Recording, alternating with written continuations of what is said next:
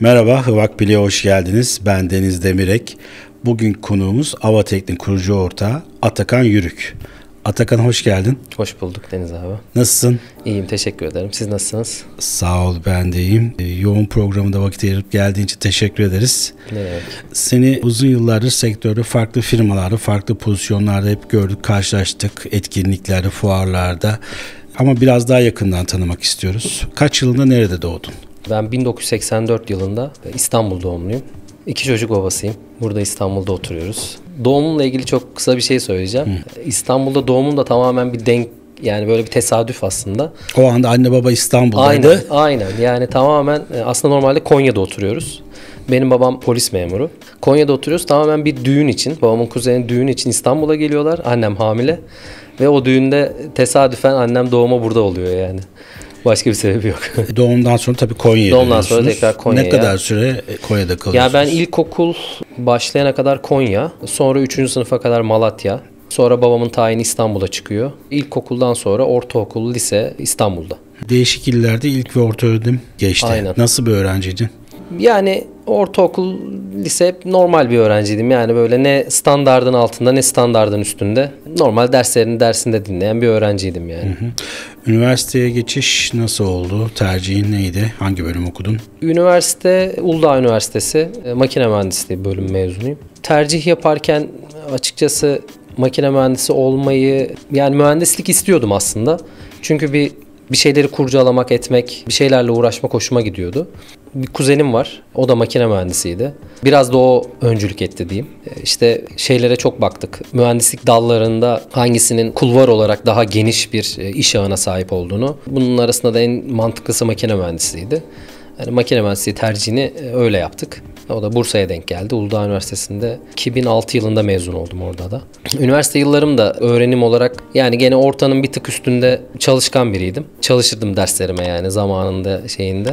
Öyle üniversite yıllarım da gayet iyi geçti. Peki bu mühendislik fakülteleri için önemli bir durumdur staj dönemi. Ticaretle tanışman, sektörle tanışman bu dönemlerde mi oldu yoksa daha sonra mı oldu? Yok, bizim sektörle, mekanik tesisat sektörüyle tamamen iş hayatımda tanıştım açıkçası. Ama staj zamanımda üretim ağırlıklı staj yaptım. Biraz farklıdır makine mühendisliğinde çünkü üretim stajı yapmanız lazım. O stajın gerekliliği bir zorunluluğu aslında. Üretimde bir stajımı Baymak'ta yaptım. Bir stajımı da Bursa'da bir üretim tesisinde yaptım. Sektörle tamamen daha üniversite sonra bittikten sonra tanıştım. Ama sektör şeyini şöyle söyleyeyim. Bizim son dönemimizde yani son sene 4. sınıfta belirli kulvarlar var işte otomotiv, konstrüksiyon ve ısı enerji diye. Orada yöneliyorsunuz. Orada ben ısı enerjiyi tercih edip daha çok bizim mekanik tesisat sektörüne o zaman açıkçası girişte bulundum yani. Okul bitti. Sektöre girebildin mi yoksa mühendisin önünde bir askerlik engeli olur genelde. Askere mi gittin? Açıkçası girdim. Hemen bir ay sonra falan Genta Mühendislik ilk çalıştığım şey Metin Çöl. Onun yanında işe başladım. 1,5 yıl falan çalıştım. 1,5 yıl sonra da askere gittim. Askerden dönünce tekrar onun yanına girdim. Yani şeyi değiştirmedik. Onun yanında devam ettim. Askerliği nerede yaptın? Ne olarak yaptın? Pınarhisar'da yaptım. Kırklareli'de Pınarhisar'da yaptım. İstikam bölümünde. Bir 6 ay kısa dönem. Kısa dönem. Hiç mesleğinle ilgili bir şey karşına çıktı mı? Yok, hiç sıfır. Hiç. Sıfır. Yani o kadar söylememize rağmen yani mühendis olarak söylememize rağmen ancak şöyle bir şey yaptılar tabii. Kendi çocuklarına ders verdirdiler. Onu yaptılar yani. Bilgi birikimini yararlandılar. Yani bir matematik dersi verdirdiler yani. Askerden sonra? Askerden sonra gene Genta Mühendislik'te çalışmaya devam ettim. 1-2 yıl kadar daha devam ettikten sonra Baray Mühendislik vardı. Baray Elektromekanik oldu sonra ismi. Sonra Baray'a geçtim. Baray'da da bunlar hep taahhüt kökenli firmalar. 2012 yılına kadar Baray'da çalıştım. 2012'den sonra da İNKA yapı bağlantı elemanlarına geçtim. Ve burada artık taahhütten çıkıp satışa masanın öteki tarafı. Aynen, masanın öteki tarafına geçtik. İNKA'dan sonra da 2017'de İNKA'dan ayrıldım. Kayse'ye girdim, 2017'de başladım. Kayse'de de 2024'te ayrıldım. Ufak bir 5 ayda Tesisat'ta çalıştım ufak bir süre. Ondan sonra kendi firmamızı açma kararı aldım. Bir ortağım var, Ahmet Koca. Onunla birlikte Aralık 2024'te de firmamızı kurduk. Avateknik Mühendislik olarak. Avateknik'te teknik mühendislik gerektiren, mühendislik hizmeti verebileceğimiz teknik ekipmanlar satışıyla ilgileniyoruz orada da. Müşterilerimize öyle hizmet veriyoruz. Uzun yıllar profesyonel olarak çalıştın pek çok şirkette. Kendi şirketini kurma kararı ve şirketin ne iş yapacağını karar verme süreci nasıl oldu? Yani şöyle, biraz da taahhüt tarafı bırakma sebebim şey oldu. Yani biraz da özel hayat taahhütte olmuyor maalesef. Yürütmek olmuyor yani ikisini birden. Taahhüde öyle ara vermeye karar verdik. İşin bu sefer satış kısmına geldik. Orası daha keyifliydi. Daha keyif aldığımı hissettim zaten. Hala öyle yani, satış yapmak hakikaten bana keyif veriyor. Kendi firmanı kurmak biraz daha artık ileriye dönük olarak sana kattıkları biraz kazanç. Biraz ailenizi düşünüyorsunuz. Hani onlara bırakılacak bir şey. Açıkçası bunlar biraz çok etken oldu. Bu sadece hani belki işte bazıları daha erken bu kararı alıyor. O riske giriyorlar yani. Biz biraz memur çocuğu olduğumuz için biraz bu risk kararda biraz geç kaldık mı artık veya zamanı şimdi miydi bilmiyorum ama etken biraz bunlar yani. Avateknik şu anda hangi ürünleri piyasaya sunuyor? Hangi hizmetleri veriyor? Temsil ettiği markalar neler? Avateknik olarak başta işte Wisman bayiliğimiz var. Etna pompa satışımız var. Noves fan satışımız var. Kayse devam ediyor. Excel yangın dolabı, işte eşanjör. Bu tarz teknik ekipmanlar üzerinde ağırlıklı olarak işte menfezdir, damperdir. Seçimi yapılacak, mühendislik gerektirecek. Yani müşterilerin sadece işte talebine karşı işte bu onun ihtiyacını karşılayıp karşılamayacağına yorumumuzla katarak bu tarz hizmetler veriyoruz. Avateknik satacağı ürünü veya temsil edeceği markayı belirlerken neye dikkat ediyor? Ya önceliğimiz şu, bir kere sattığımız üründe biz kendimiz ortağımla birlikte yani bizim kafamızın rahat olması lazım. Yani arkasında kendi sattığı, ürettiği malın arkasında duran bir üretici olması lazım. Önceliğimiz bu. İkinci planda artık fiyat konusu devreye giriyor. Gerçi artık müşteri tarafında fiyat biraz algısı artık ön planda ama bizim için öyle değil. Bizim için biraz daha ürettiği malın arkasında duran bir üretici olması gerekiyor. Sadece yurt içi mi, yurt dışında da çalışmalar var mı? Şu an için sadece yurt içi var. Yurt dışında da inşallah orada da daha yeni firmamız olduğu için yurt içinde belirli bir seviyeye gelince yurt dışında da muhakkak müşterilerimiz olur. İlk 8 ayı geride bıraktık 2025. Nasıl geçti? Yani benim için keyifliydi. Hani bunu maddi olarak söylemiyorum. Çünkü maddi kazanç başka bir şey. Çünkü 8 ayda bir firmada çok büyük kazançlar sağlamayabilirsiniz ama kendi firmanın olması, yani kendi firmanın özelinde işte bir şeyleri satıp onun başarısıyla övünmek başka bir duygu. Ben açıkçası şu an bu sene de zor bir seneydi. Yani bizim sektör açısından, inşaat sektörü genel açısından. Bu zor senede gene de hani takılmadan etmeden çok şükür buralara geldik. Çok temkinli gitmeye çalışıyoruz zaten. Aynı şekilde devam eder büyüyerek. Çünkü planlarımız var, hedeflerimiz var. Bunları sırasıyla yapmaya çalışıyoruz. Bunları yapmak için de elimizden geleni yapacağız. Tabii ilk sene kolay değil. Kriz, afetler, bölgesel savaşlar. Yeni yılda yeni markalar veya yeni ürünler olacak mı? Yeni marka ürün yani çok bir fikrim yok. Bir şey diyemeyeceğim. Hani yeni marka girer mi? Çünkü mevcut markalarla aslında amacımız şu. Biz şimdi şu an mevcutta satışlı yaptığımız müşterilere zaten belli markaları satıyoruz. Yani belli distribütörlüğünü veya bayiliğini yaptığımız markaları satıyoruz. Amacımız aslında sattığımız markaların hepsinde bir müşteride o ağı genişletmek. Ama şu kısımda dediğim gibi biraz daha temkinli ve ağır hareket ettiğimiz için 2026'da da ben ilk 6 ayının hani bu şekilde devam edeceğini düşünüyorum. Aynı tempoda gideriz. Sonrasında açıkçası ilave yeni müşterilerle, daha doğrusu benim portföyümde olup da hani aslında daha bir ticaret başlamadığımız müşterilerle devam etmek. Ava ile ilgili yine sorularımız olacak ama biraz seninle ilgili bir soru soracağım. İlk satışını hatırlıyor musun? Hayatında yaptın bu sektördeki. İnka herhalde. Yani ilk satışa İnka'da başladım. Ne satmıştın? Yani İnka'da ilk girdiğimde direkt böyle bir satışçı değildim. Hani daha çok satışçı arkadaşlarla birlikte onların sağ desteklerini veriyordum. Ama oralarda ilk yaptığım satışta Şevket Bey vardır. Şevket Yavuz, tanırsınız zaten sektörden. Beni satışa alan, beni İnka'ya getiren kişidir. Kendisi sağ olsun hani açıkçası satışta da benim için duayen dediğim insanlardan biridir. Şevket Bey'le bir satışa gitmiştik. Yani onu ilk satışımız diyebilirim. Yurt dışında bir işti. Firmanın ismi çok aklımda değil ama büyük bir işti yani. Ama Şevket Bey'le gitmiştik, onu hatırlıyorum da şeyi hatırlayamadım. Firmanın ismi aklıma gelmedi yani. Pek çok firmada profesyonel olarak çalıştım. Bir yıldır da kendi şirketin. İlginç bir saha olayı, müşteri talebi oldu mu hiç?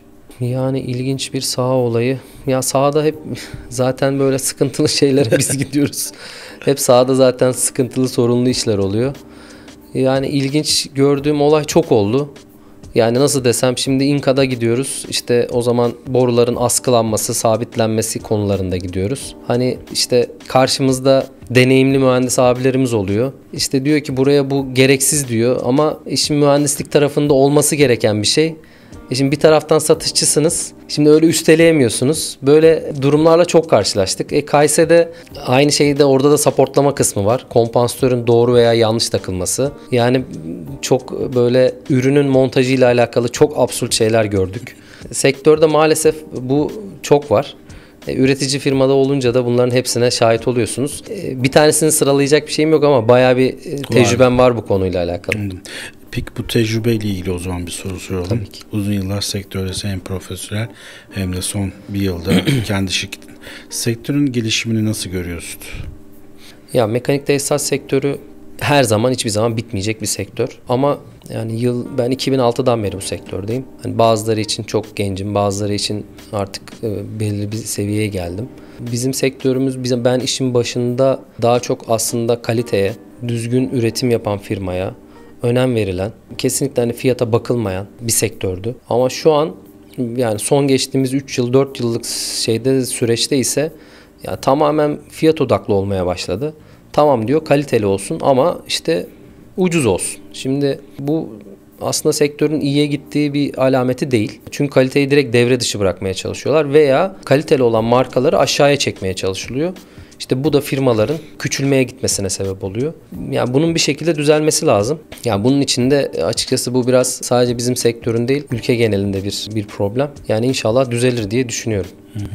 Bu şirketlerin küçülmeye gitmesi gerekiyor konusunda bizim bir sorumuz var. Senin uzun yıllardır gördüğün, belki sektöre ilk girdiğinde büyük diyeceğimiz firmaların belki bir kısmı şu anda aramızda değil. Bunlar büyüyorlar, büyümeye devam ediyorlar fakat kontrol edemedikleri bir hacme ulaştıktan sonra da batıp gidiyorlar veya işte kapatıyorlar. Şirketler belli bir yere kadar mı büyümeli? Yani bir sistem olarak mükemmel bir sistem kurup onu korumalı mı, yoksa büyüme sürekli mi olmalı? Burada da şunu soruyoruz aslında. Şirketlerin büyüklüğü karlılığa göre mi, ciroya göre mi veya ne bileyim insan kaynağı, teknolojik altyapısına göre mi büyüklük? Yani bunların zaten dediğiniz her şey birbirine zaten bağlı şeyler. Sonuçta karlılığı getiren şeyler şirketin büyüklüğü, cirosu, insan kaynakları, bunların hepsini getiriyor. Ama tabii önemli olan burada karlılık kısmı. Karlılığınız ne kadar iyiyse dayanma gücünüz, bu herhangi bir işte savaş olur, afet olur veya bir kaos ortamında bu sizin karlılığınızın iyi olursa dayanırsınız. Ama karlılığınız iyi olmadığında istediğiniz kadar büyük cirolar yapın. Açıkçası dayanma süreniz işte çok büyük şirketlerin batması bu sebepten olur. Onun için karlılık odaklı olması gerekiyor ve doğru personellerle çalışılması gerekiyor. Bunlar da çok önemli yani. Şirkette yöneten kişilerin doğru kişiler olması gerekiyor. Sektörümüz açısından bilmiyorum, belki sen de kullanıyorsun yapay zeka, ChatGPT, Metaverse gibi teknolojik gelişmeler var. Bunlar bizim sektörün gelişimini farklı bir yön verecek mi? Yani örnek veriyorum, tasarım boyutundan üretime ve hatta uygulamaya kadar. Bu tarz şeyler bizim sektörde bazı mesleklerin kaybolmasına neden olacak mı sence? Yani bizim sektörde çok üretim odaklı bir sektör olduğumuz için özellikle el emeği bizde çok fazla, sahada özellikle. Hani bir ürünün montajıyla alakalı. Çok bizim mesleğimize dokunacak bir şey yok ama üretim açısından veya o ürünün inovasyonu açısından yapay zeka tasarımsal olarak veya işte dediğim gibi onun Ar-Ge'si olarak bir şeylerde cevap verebilir. Oradaki insan gücüne cevap verebilecek kabiliyette olabilir ama sahada yani bizim o ürünü işte biz ne yapıyoruz? Mesela sahada satış yapıyoruz. Satış yaparken bir malzemeyi, ürünü yerinde götürüyorsunuz, denettiriyorsunuz, ustaya taktırıyorsunuz. Bu çok yapay zekalık bir olay değil. Bizim gene yapacağımız işin aynen devam eder. Tamamen üretim kısmında gerekli olduğunu da düşünüyorum bu arada. Yani olması gereken bir şey, kullanılması gereken bir şey yani. 20 yıldır sektördesin. İnşaat sektörü odaklı bir sektör. Tabii ki endüstriye de hizmet ediyoruz ama sektörün bu noktaya gelmesi de sence en büyük dönüm noktası ne oldu sence? Tamamen ekonomik kriz diye düşünüyorum ya. Ülkenin ekonomik durumunun, aldığı kararların yanlış olması tamamen bizi buraya zorunlu olarak götürdüğünü düşünüyorum. Özellikle enflasyonun ciddi bir şekilde fark etmesi. Maalesef bizde de biraz var yemezlik var yani. Var. Yani biraz karşılıklı olarak o inisiyatifte de bulunmadığımız için buralara geldik diye düşünüyorum. Peki biraz işten uzaklaşalım, yine sektörle ilgili konuşacağız da. Bugün üniversite sınavına girecek olsan tekrar mühendislik yazar mıydın? Yazmaz. Ama sektörü seviyorsun. Sektörü seviyorum. Yaptığım işi seviyorum. Yani ben satışı seviyorum. O da daha doğrusu sevdiğimi bilmiyormuşum. İçine girince öğrendim. Onu da küçük bir anekdotla şöyle söyleyeyim. Bir eşimin dayısı var. Elektrik elektronik mühendisi. Satış hep yöneticilik yaptı bir firmada. Hep telekomünikasyon firmalarında. Ben de o zaman şantiyede çalışıyorum. Diyor ki bak satış çok güzel. Bak keyif alırsın. Sen dedi işte bak konuşkansın, girişkensin.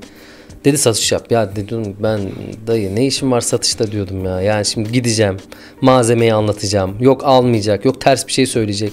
Şimdi şantiyecilik çünkü siz bir yerde şantiye şefisiniz ve herkes sizi dinliyor. Şimdi altınızda 50 adam var. Bunun formeninden, mühendisinden, ne bileyim yani her türlü adam sizin ağzınıza bakıyor, iki dudağınıza bakıyor. İstediğiniz adamı çıkartabiliyorsunuz, istediğiniz adamı kovabiliyorsunuz. Şimdi böyle bir durumda şimdi satışçıyı düşünüyorsunuz. Şimdi o sizin karşınıza geliyor. İşte malzemeyi anlatıyor. İşte onu alır mısın? Şöyle böyle tanıtıyor. Şimdi diyorum ki ya ben kimsenin karşısına gideceğim böyle ağız burnu yiyeceğim. Yapamam diyordum yani. Ama iş öyle olmadı. Tamamen satışa geçince daha doğrusu hani belirli şeylerden, şartlardan geçiyorsun satışa. Çok keyif alıyorsunuz. Bir de ben hep üreticide çalıştım. Üretici firmalarda iş daha da güzel. Çünkü bir malzeme oluyor. Bunu üretir miyiz diyoruz. İşte üretebiliriz diyorlar. Kalıpları yapılıyor, ürün üretiliyor, yerinde denetiyorsunuz falan. Sonuç ulaşıyor. Satışı da yapıyorsunuz. Yani ben çok keyif alıyordum. Ama bugün sorsanız hani gene satışçı olurdum bu arada. Onunla ilgili sıkıntım yok. Ama mühendislik okur muydunuz? Bu kadar şeye değer miydi? Ben değmezdi diyorum ya. Peki ben de satışı severim. Satış kökenliyim. Başka bir sektörde olsaydı satış mı yapardın? Ya satış yapardım. Satış yapardım. Yapardım. Peki bu sektöre yeni bir mühendis girecek olsa ona ne tavsiye edersin? Ya bir kere meraklı olsun. Ben kesinlikle yani yeni giren arkadaşların meraklı, girişken, yani sürekli böyle bir sorgu halinde, keşfetme halinde olmaları gerektiğini düşünüyorum. Olması gerektiğini düşünüyorum. Bir de işte bizim maalesef bu yeni jenerasyonda çünkü her türlü bilgiye hızlı ulaşıyorlar. Çok bilmişlik var. Ya da o bizim işte 80'lerin verdiği bir şey midir? Bizde biraz tamaatkarlık var böyle. İlk önce karşımızdaki bir dinleriz. Hani bir büyüğümüzdür. Onu bir dinleriz, alırız, yutarız. Ondan sonra cevap veririz. Ama şu anki gençlikte biraz o yok. Biraz ona şey yapmaları lazım. Yönelmeleri lazım. Dinleyip, görüp, tecrübeli insanlardan o veriyi alıp ondan sonra uygulamaya geçmeleri lazım. Dinlemek, görmek, biraz sabretmek yani. Onu yapmaları lazım. Bir çalışanın senden öğrenmesini istediğin en önemli özelliğin hangisidir? Valla şöyle, ben meraklı biriyimdir dediğim gibi. Şeyi de severim. Kendi bilgi birikimimi aktarmayı çok severim. Hani bunu sonradan izleyen arkadaşlarım olacak. Hepsi bana hak verecek yani. İnka'dayken, Kayse'deyken hakikaten ben eğitim vermeyi, bildiklerimi aktarmayı çok severim. Yani beni böyle bazı şirketlere eğitim vermek için de çağırdılar. Bilgileri anlatmak için. Yani ne biliyorsam hakikaten anlatırım. Bunu da neden yapıyorum? Ben bazı şeyleri o genç mühendisken sorduğumuzda alamazdık. Yani mühendislik olarak zaten bildiklerini iyi öğrenip aktarsınlar. Yani en iyi alabilecekleri, benden alacakları en iyi şey bu olur herhalde. Gündelik çalışma hayatında zor zamanların oluyordur elbet, stresli zamanlar. Bunu nasıl tekrar aşıyorsun? Kendini tekrar motive etme konusunda. Mesela eve taşıyor musun? O sıkıntı, kriz devam ediyor mu? Yok, ben kesinlikle işi eve, evi de işe karıştırmam yani. Onda çok net bir çizgimdir yani. Eşim mesela hala ortamla tanışmamıştır. Yani hala tanımaz. Birbirlerini görmemişlerdir. Hani bunu bir prensip olarak değil de hani böyle olması gerektiğini düşünüyorum. İşte herhangi bir şirketimde benim oradaki sorunum, problemim, kavgam, dövüşüm hiçbirini eşim bilmez. Yani evdeki bir sıkıntım, problemimi de ben iş yerinde veya yani şu an iş hayatı orayla da orayı karıştırmam. Ama sıkıntı problemimi açıkçası yani iş yerinde yaşadığımız şeyi ben kapının önünde bırakıp eve girdiğimde genelde çocuklarımla hani vakit geçirip işte herhangi bir aksiyon yani bu oyun oynamak olur, film izlemek olur. Ama genelde tabii son aksiyonlarımız ödev bakmak, ödev kontrolü olduğu için genelde oraya aktarınca çok bir şey de kalmıyor yani. Peki Atakan, işkolik misin? İşkoliyimdir ya. Yani eskiden daha fazlaydı da şimdi biraz azalmıştır ama işkoliyimdir. İş dışında vakit buluyorsan nelerle uğraşıyorsun? Hobilerin var mı? İş dışında işte Fenerbahçeliyiz. Baskette kombinem var. Basket maçlarını kaçırmıyorum. Basket maçlarına gidiyorum. Onun harici işte 2 tane oğlum var. Biri basketbola, biri futbola gidiyor. Hafta sonu genellikle onların peşinde işte birine onun antrenmanına, bunun antrenmanına. Vakit bulursak da işte markete alışverişe. Genelde böyle vakit geçiyor ama yani onun harici tek sosyal hayatım basketbol diyebiliriz yani. Emekli olmayı düşünüyor musun? Emekli olmayı daha düşünmüyorum ya. Düşünüyoruz daha erken. Daha düşünmüyorum, daha erken. Daha yeni şirket kurduk. Bir zaman makinesine sahip olsa hangi yaşına dönmek isterdin? Üniversite yıllarıma dönmek isterdim ya. Tekrar okumak istediğin bir bölümü var mı? Yani tekrar üniversiteye girip okumak. Yani farklı şöyle. Yani mühendislik dışında. Mühendislik işte belki o soruda onu kaçırdık. Mühendislik okumasaydım herhalde beden eğitimi öğretmeni istiyordum. Çünkü düşünüyorum beden eğitimi öğretmeni hem işte sonuçta bedenen fit oluyor. Yani hani yaptığı iş belli. Çok fazla böyle beynini yoracak bir hareketler değil. Onun harici gider bir spor salonu açardı. Beden eğitimi öğretmenliği tercihlerimden biri olurdu Spor yani. hocalığı. Peki son zamanlarda rutinin dışında yaptığın ve yapmaktan çok keyif aldığın bir şey oldu mu? Yani şimdi şirketi yeni kurduğumuz için açıkçası yoğun çalışıyoruz. Yani şu an öyle aklıma bir şey gelmiyor ama yani mesela bu yaz eşim bayağı bir işte seyahatlerde oldu. Ben burada tek kaldım. Hani aile evde olmayınca çok bir aksiyonun olmuyor. Ben de işte bu sefer çok vakit harcamaya başladım. İşte sabah erken gidiyordum. 10'a kadar falan ofiste takıldık. Yani çalışıyoruz yani. 10'da eve geliyorum. 12-1'de yatıyorsun. Sabah 7'de 8'de kalkıp tekrar işe gittim. Açıkçası şu an işe biraz yoğunlaştığımız için çok fazla bir ekstra bir aksiyonum olmadı. İşte basket maçlarının başlamasını bekliyoruz. Bir akşam yemeğine çıkacak olsan bu sektörden o akşam yemeğini götüreceği 3 kişi kim olurdu? Nereye giderdiniz? Ne yerdiniz? Yani bizim sektörden keyifli sohbetler olan Şevket abiyle her zaman Şevket abi, Münir abi var. Şimdi onun yanında. Onlarla yemek yemeyi severdim. Yani genelde yemek yiyeceğimiz yerlerde belli olur. Ben kebap severim. Yani kebapçıları tercih ederdim. Seninle pek çok sektör etkinliklerde, fuarlarda, seminerlerde, TÜYAK'ın özellikle eğitim seminerlerinde karşı karşıya geliyoruz. Bu tarz sektörel etkinlikler, fuarlar, sergiler sence sektörün gelişimine bir katkıda bulunuyor mu? Ya bence bulunuyor. Çünkü bu seminerlerde özellikle TÜYAK'ın seminerlerinde veya TTMD'nin de eğitim seminerleri oluyor hafta sonu. İşte firmaların, üreticilerin veya ithalatçıların getirdiği ürünler, markalar bunların tanıtılması, anlatılması ben açıkçası faydalı olduğunu düşünüyorum. Yani olması da gerektiğini düşünüyorum. Fuarlar da hakeza öyle.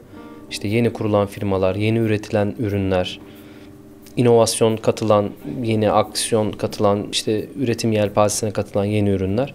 Ya bunların tanıtılması, sunulması için bence iyi olduğunu düşünüyorum. Satış amaçlı pek çok görüşmeye gidiyorsun. Bu görüşmelerde özellikle müşteri tarafından sana karşı mesela rahatsız olduğun, beğenmediğin bir tavır, bir üslup var. Mesela sen bir şey anlatıyorsun, adam telefonuyla uğraşıyor veya bilgisayarına bakıyor. Yani en çok sevmediğim konu şeydir. Biriyle konuştuğunuz zaman gözlerini kaçırıp böyle İşte dediğiniz gibi telefona bakması, bilgisayarına bakması. Hani size randevu vermiş, gitmişsiniz, bir şey anlatıyorsunuz. Sizinle ilgilenmemesi yani tabii hoş olmayan şeyler. Yani bunu da yüzüne karşı söyleyemiyorsunuz doğal olarak. Müşteri ziyaretlerini yaparken randevulu mu, programlı mı yoksa doğaçlama çat kapıda oluyor mu? Ya şöyle, bu işte mesela sektörde bulunduğunuz biraz süre zarfıyla alakalı bir şey. Hani daha tecrübesiz, sektörde bilinmeyen, daha yeni namını duyuran insanlar için tabii ki randevulu veya işte daha böyle nasıl diyeyim size işte bir proje müdürüne veya bir firma sahibine bir yere gidecekseniz onlara randevulu. Ama açıkçası ben çok böyle artık tanınan biri olunca çoğu yere çat kapı rahat gidebiliyorsunuz. İşte bu biraz konuma ve duruma bağlı olarak değişiyor. Peki en çok satmayı sevdiğin ürün var mı öyle bir şey? Yani en çok satmayı yani seviye göstergelerini seviyorum. Çizimlerini yapıyorum. Böyle müşterinin isteğine karşı onu belirlediğiniz şeyleri, özelliklerini falan seçebiliyorsunuz. Hani böyle Lego gibi düşünün. Seviye göstergelerini seviyorum. Yani onu satmayı seviyorum. Yani. Peki satışı arttırmak için yani ciroyu, karlılığı aynı şekilde mevcut ürünlerin mi satışını arttırmayı deniyorsunuz yoksa mesela sepeti doldurup yeni markalar, yeni ürünler de olsun mu? Yani açıkçası şöyle, şu anki şeyimiz hani mevcut müşterilerde elimizdeki ürünlerle daha çok müşteriyi doldurarak öyle ciro ve karlılığı arttırmayı hedefliyoruz. Peki yaşayarak öğrenmeyi mi tercih ediyorsun yoksa teorik bilgi alıp onu deneyimlemeyi mi? Yani teorik bilgi alıp onu deneyimlemek daha hoşuma gidiyor. Hayatın bir film olsa seni kimin oynamasını isterdin? Değişik bir soruymuş. Yani bana kim benzeyebilir sanatçılardan hiç öyle düşünmemiştim. Hiçbir fikrim yok yani. Pas geçebilirsin. Evet. Şimdi eğlenceli sorularımız var. Tercih soruları ama ona geçmeden önce ben de basketbola çok meraklıyım. Biraz basketbol konuşmak istiyorum. Şu anda NBA'de takip ediyorsa NBA'yi. Ya NBA'yi takip edemiyorum. Çünkü NBA maçları hep biliyorsun gece oluyor. Gece oluyor. Saat 3'te önceden çok kalkıp seyrediyorduk. Hı. Tabii biz eskilerde kaldık. O Jordan'lı, Charles Barkley, Scottie Pippen'lı zamanlardan kaldık. Ben şu an hiç takip etmiyorum NBA tarafını. Basketbolda şöyle oldu. Hani artık evlenip çoluk çocuk sahibi olduktan sonra bir hobi edinmek zorunda kalıyorsunuz. Bu da işte futbol, basketbol veya işte ne bileyim fitness'a gidip bir spor salonunda belki yani bir stres atacak bir ortamınızın olması lazım. Bir şeyle ilgilenmek gerekiyor. Açıkçası işten sonra çok bir vaktiniz olmuyor.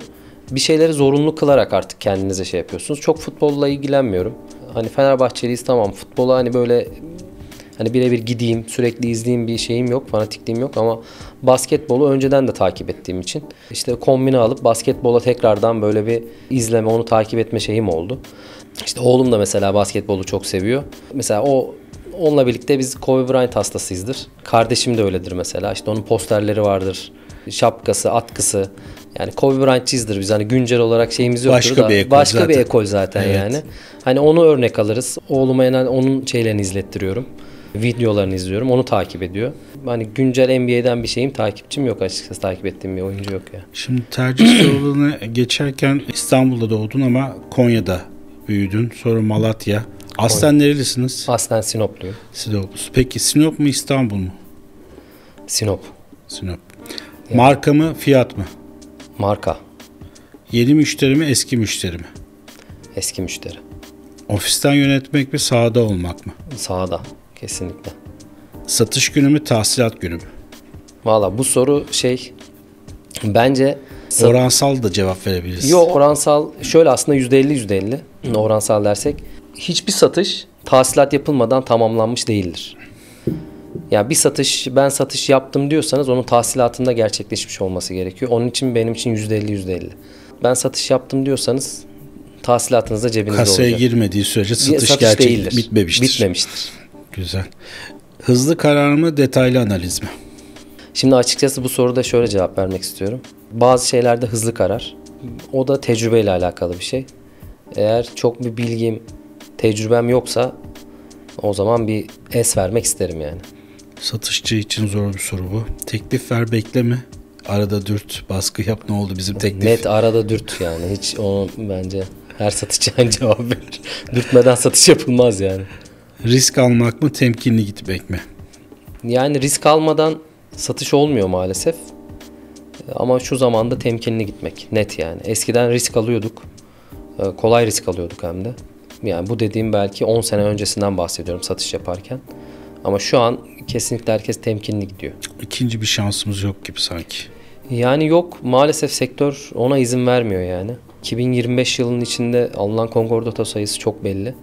Ve yani çoğunluğu da hani %80'e yakını da inşaat sektöründe. Yani bizim sektörümüzde.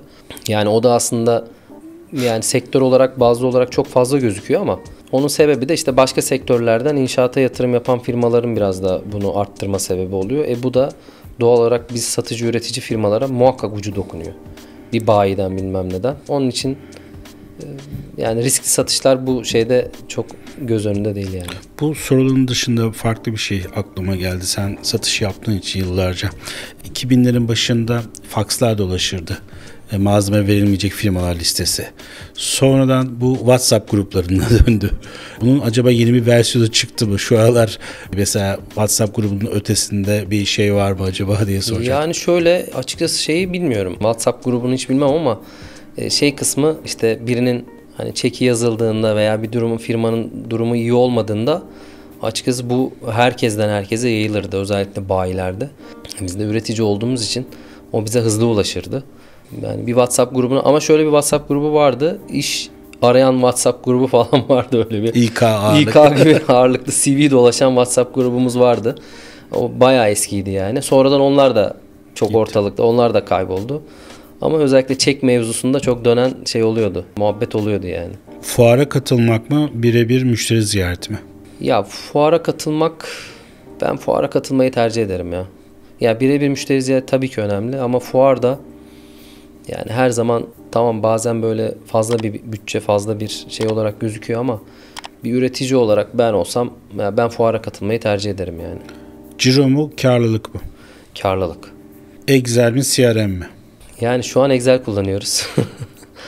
Ama ben CRM de kullandım. Inca'da CRM kullandık ve ben bir üreticide yani Inca'daki o CRM altyapısının çoğu firmada olmadığını düşünüyorum zaten.